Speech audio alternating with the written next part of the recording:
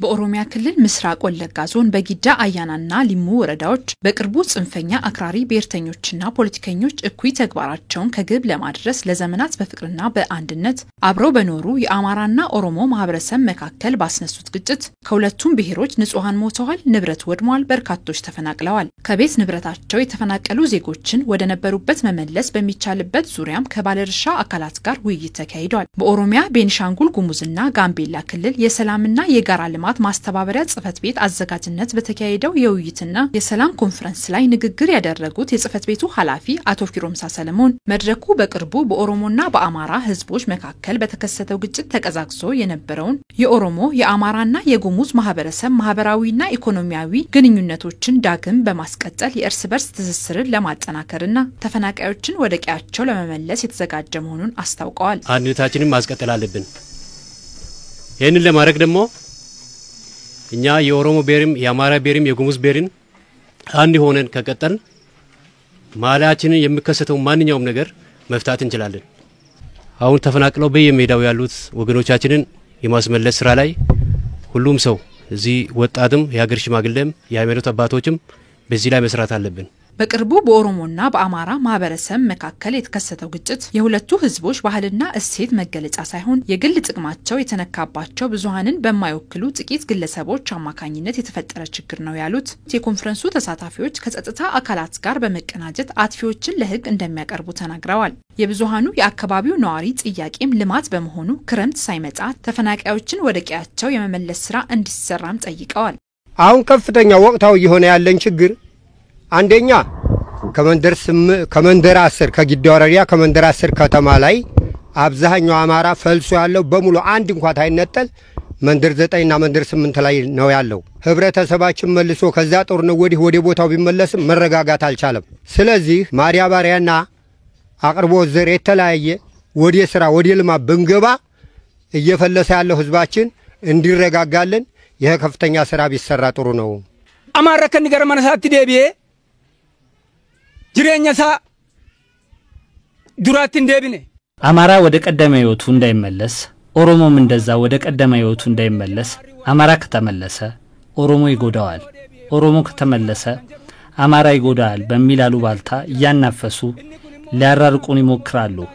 ይህ ግን የኛ የህዝቦች ፍላጎት ሳይሆን የራሳቸውን ጥቅሞች ለማስጠበቅ የሚንቀሳቀሱ ሰዎች ሴራ ነው። ነሞቱ ማውን ጀደ ሞቱ ማከና ሞርሙዳ ማለ ኡመታፉ መተም አንደኛ ይብረሰቡ አሁንም እዚህ በተፈናቅሉ ተጎርተዋል። በማብራዊ ምን የተጎዳ ነው ያለ ገበያ የለም፣ መድኃኒት የለም፣ ጉትን ለማድ ችግር ማንድራስ ለማድ ችግር ማነው ተጎዳ?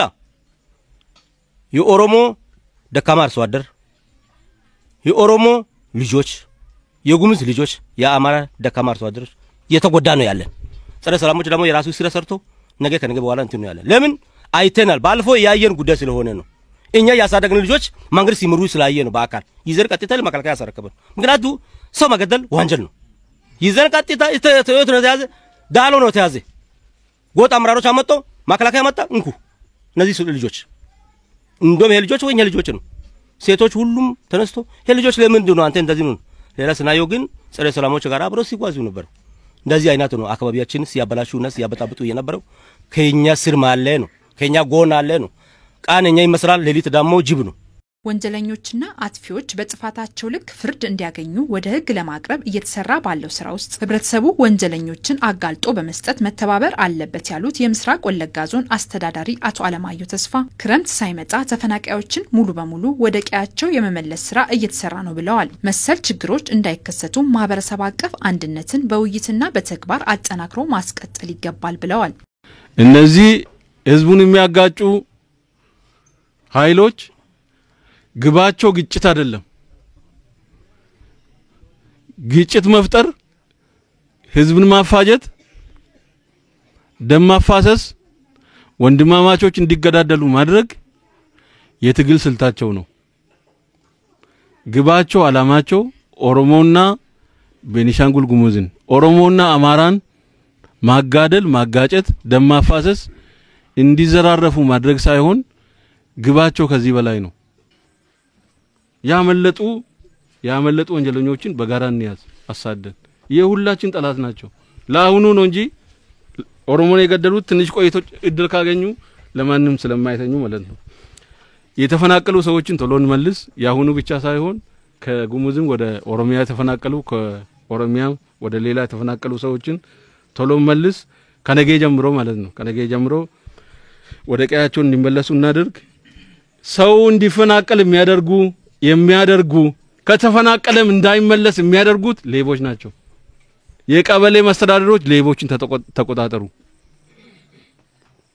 የምርት ሌቦች፣ የከብት ሌቦች፣ የመሬት ሌቦች ሰው እንዳይመለስ ውጅንብር የሚፈጥሩ ሰዎችን እንቆጣጠር እናጋልጥ። በዚህ የሰላምና ውይይት ኮንፈረንስ ላይ 3 የቤኒሻንጉል ጉሙዝ ካማሺ ዞንና በኦሮሚያ ክልል በምስራቅ ወለጋ ዞን አጎራባች ወረዳዎች ላይ የሚኖሩ የተለያዩ የማህበረሰብ ክፍሎችና የጸጥታ አካላት ተሳታፊ ሆነዋል።